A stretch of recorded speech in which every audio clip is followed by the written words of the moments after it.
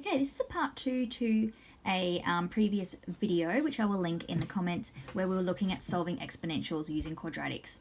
Now, in the previous one, you'll see that the quadratic was a little bit more obvious. I'm going to show you how to recognize it here.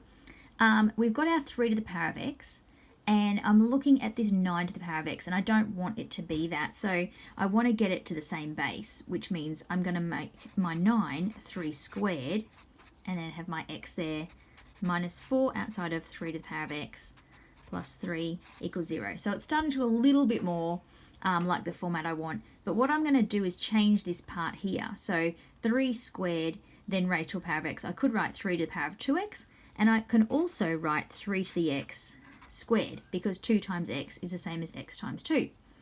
Then I've got my 4 outside of 3 to the x plus 3 equals 0. Now it's looking like that quadratic form with the squared, the 1, and then a constant. So I'm going to do the same as I did in the previous video and replace that 3 to the power of x with a.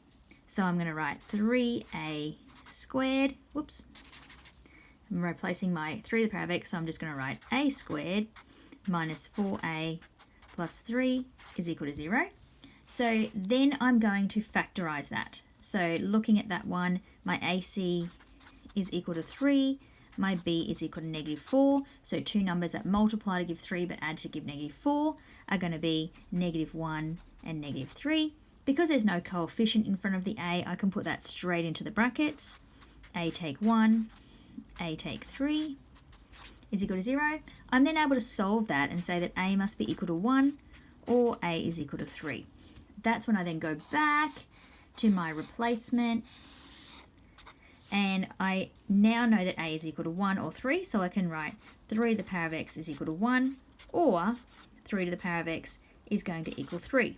Now, I know that anything to the power of 0 is 1, so that means that I can write my 3 to the power of x is 3 to the power of 0, and then I can say that x must be equal to 0 by equating those indices.